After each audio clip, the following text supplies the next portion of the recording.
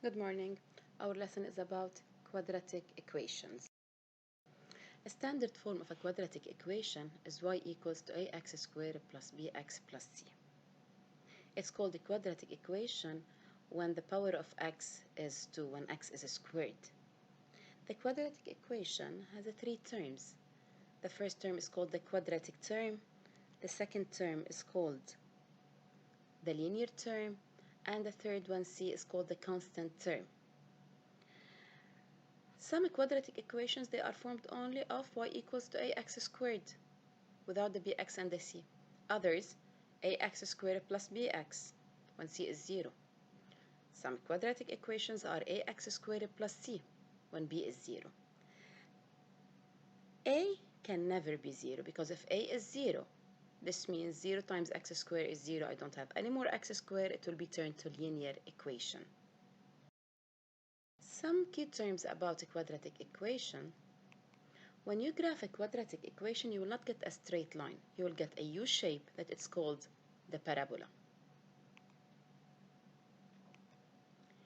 Any parabola has a point where the graph turns. It's called the vertex. Through the vertex, the vertical line that I can draw, it's called the axis of symmetry. The axis of symmetry divides the parabola into two symmetric parts, which means into two congruent halves. The direction the parabola opens is referred to as concavity. It might be up or down. The parabola might be opening upwards or downwards. Look at the examples that are in the following slideshow and explore how the value of a in the equation, remember that a is the coefficient of x squared, affects the graph. Be prepared to answer some questions following the slideshow. A equals to 1, it becomes 4, it gets narrow. When it gets a decimal, it gets wider. 2. 0.4, because remember when I want to check the dilation means if it's narrower or wider, I have to look at the absolute value of the number, ignoring the negative sign. It gets wider here and wider. Now, can you match each graph with its equation? Stop the video, try to do it by yourselves, and then I will show you the answers. Okay. Now, if you will look at A and C, both they have the same dilation. They have the same distance here between the two lines of the parabola. This means that they have the same A, but one is negative, one is positive. C is opening downward. This is the only negative A between the four equations. So 4 matches to C. And here, 5x squared is A. We still have B and D. D is much wider. This means it is the smaller coefficient, the 0.08. And B is y equals to 1.5 x squared. Check.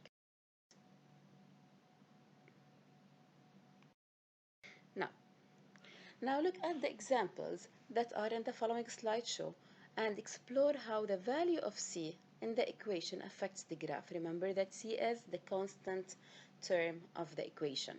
Again, be prepared to answer some questions following the slideshow. Y equals to x squared plus 3. Try to figure it yourselves. Negative 2, positive 7. I'm looking at negative 9.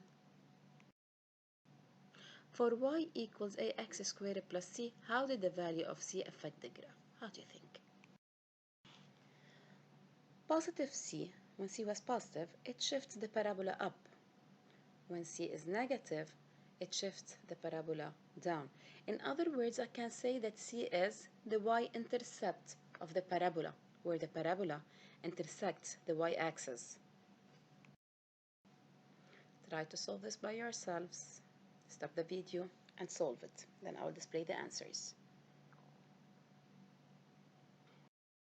Check your answers now. This is the lesson summary.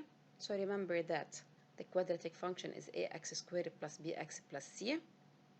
It might be called, by the way, quadratic function or a quadratic equation. It means the same thing.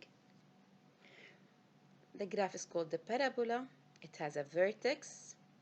Through the vertex, there is an axis of symmetry. The axis of symmetry is a line that divides the parabola into two symmetric parts. The parabola might open upward or downward, and this is called the concavity of the parabola. It might get narrower or wider depending on the absolute value of A. Thank you.